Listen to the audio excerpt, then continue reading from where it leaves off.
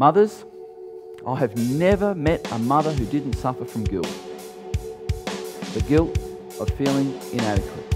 So what were some of the challenges that you encountered as an unmarried single mum? But then you're on your own, and you know, when they're crying and you're tired and crabby, I used to be able to understand how parents could mistreat their children, because it's really frustrating. I could have happily slammed her through the wall sometimes.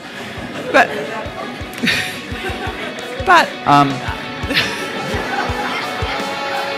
you know...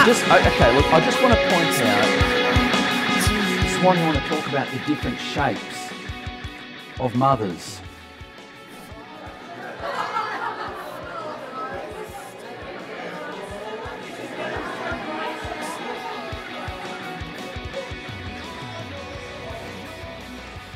They come in different shapes.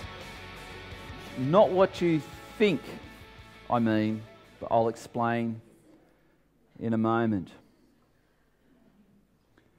I mentioned before that I'm sensitive that there are some who, when we start talking about mothering and motherhood, it stirs up all different kinds of emotions. This is what I want to do.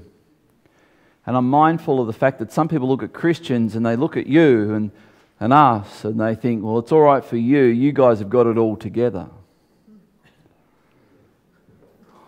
And they look at us as if we wouldn't know what the real world was if it came knocking at our front door.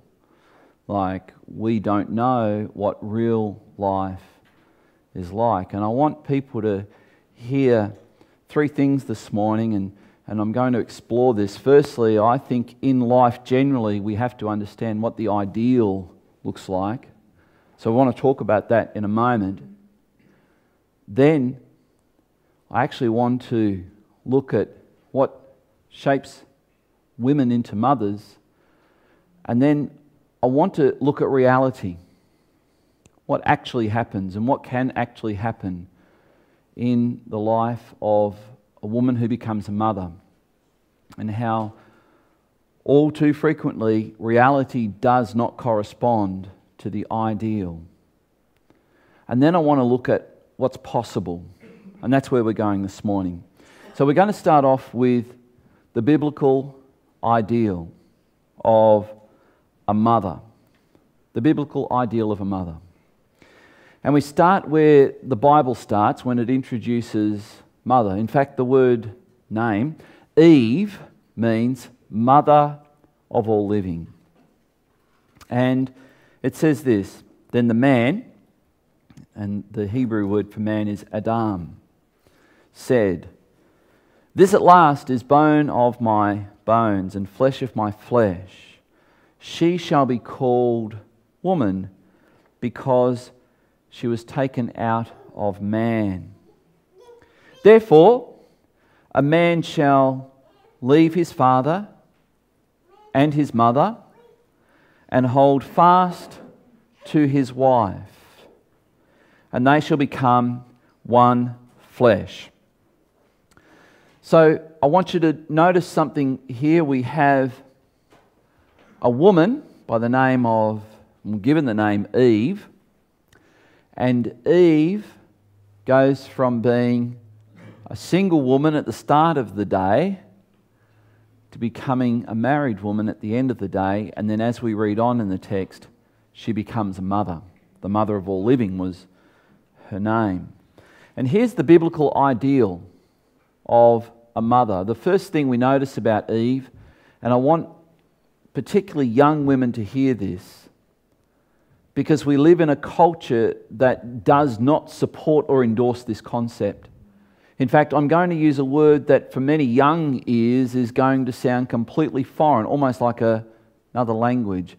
And this is what I'm going to note first about Eve. She was a chaste woman.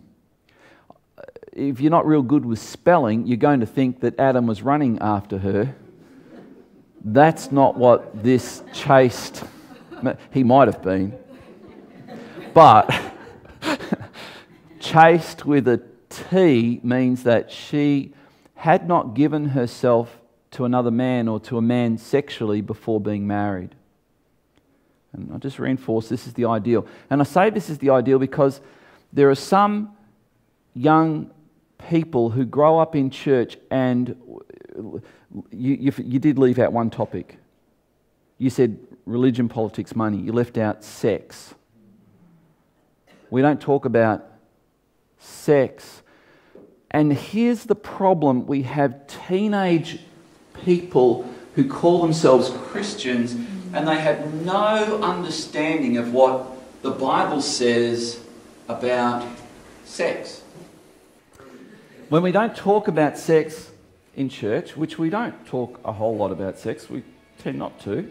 We don't talk a whole lot about politics, and we talk a little bit about religion in church.